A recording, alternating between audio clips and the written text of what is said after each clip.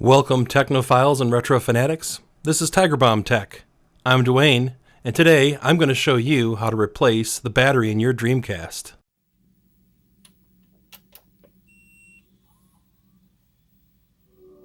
Did you know there's a clock and clock battery in your Dreamcast? Well, there is.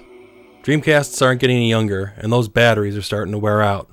I'm going to show you how to avoid this nasty screen when you start up your Dreamcast.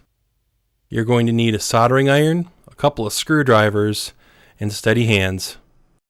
For less than $10, you can find a battery and battery holder on eBay. It makes it a lot easier to swap the battery later when it wears out. To get into your Dreamcast, it's pretty straightforward. Flip it over, remove the 4 screws in each corner. One of them is hiding under this compartment here, which can be a little stiff.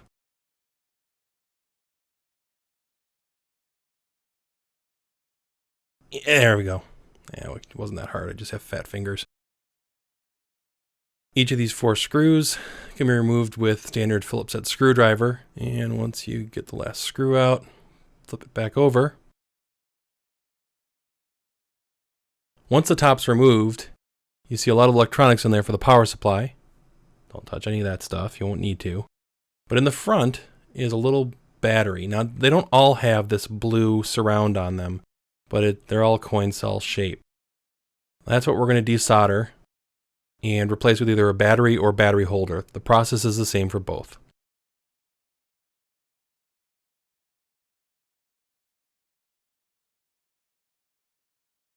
There are 4 screws and this little power connector holding it in. The power connectors for the fan on the right hand side, as well as a ribbon cable. The ribbon cable is fragile, so be very careful.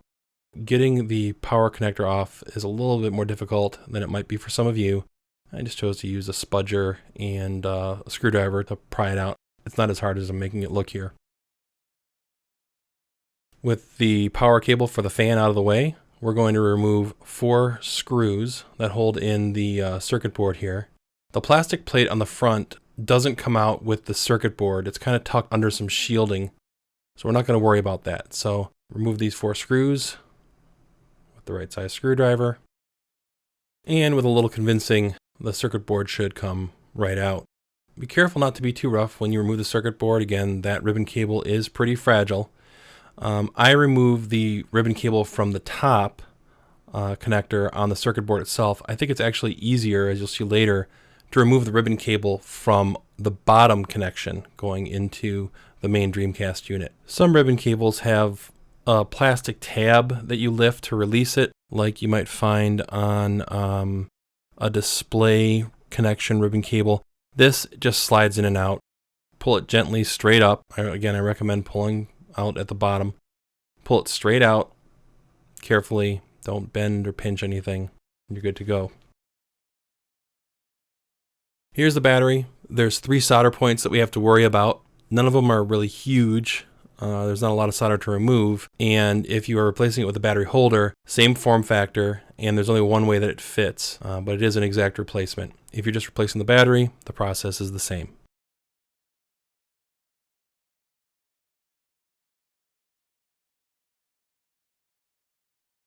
My soldering iron has seen better days.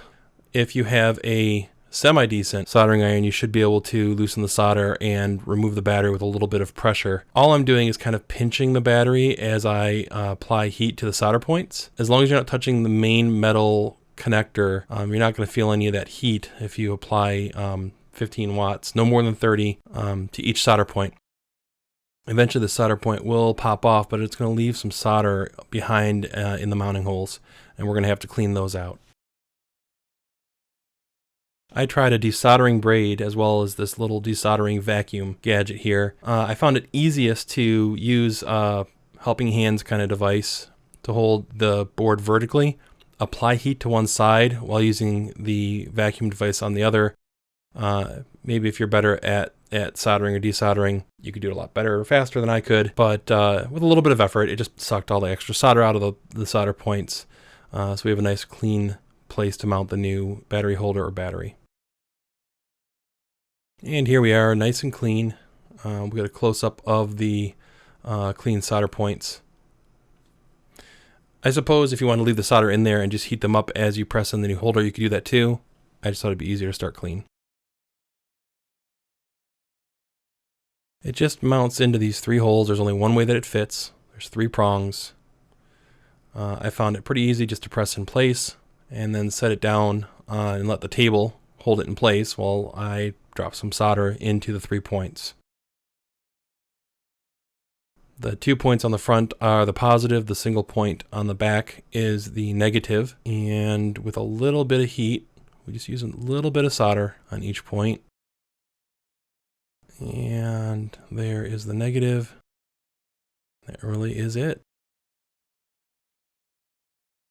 I noticed a little bit of play in the battery holder, but it was really just the plastic holder, not the actual soldered metal point. But I went in and I added a little bit more solder to the one positive point and negative just to be sure.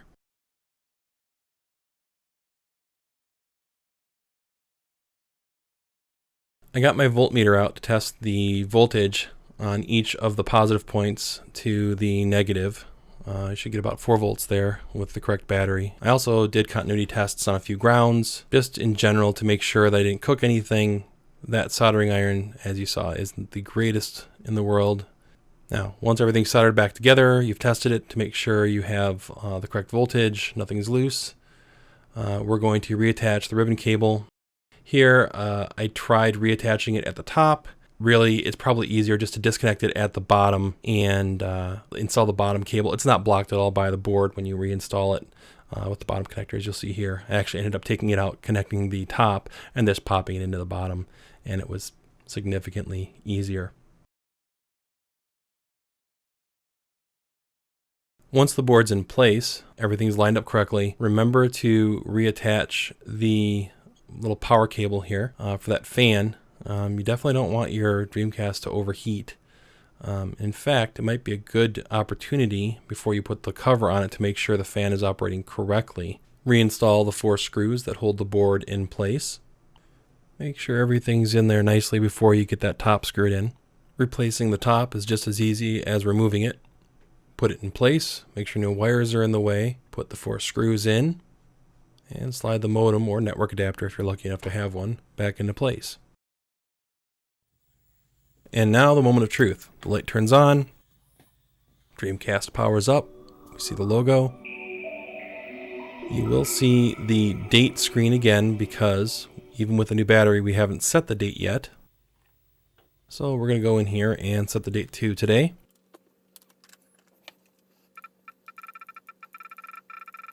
There you are. Once it's set, make sure you hit select. You need to highlight it and press the button. Probably done this a few times before if you've been dealing with a dead battery.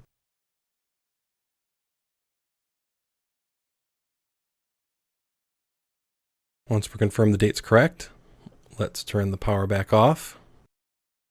If you want to be extra certain, unplug your Dreamcast and walk away for a little bit. I cleaned up my mess from the soldering and came back about 30 minutes later, powered on my Dreamcast, and there we have it. The date is still set, no prompt, no worries. Next time the battery dies, it's just a matter of removing 4 screws, replacing the battery, putting 4 screws back in, and that's it. No more soldering. If you found this helpful, give me a thumbs up, or better yet, hit subscribe. This is a new channel, and if you'd like to see more content like this, every thumbs up and subscribe helps. For updates on things that I'm working on, weird stuff I come across, or just generally amusing stuff, you can follow me on Instagram and Twitter. And if you really enjoyed this or found it helpful, tell your friends. Thanks again for watching. Have a tiger-tastic day.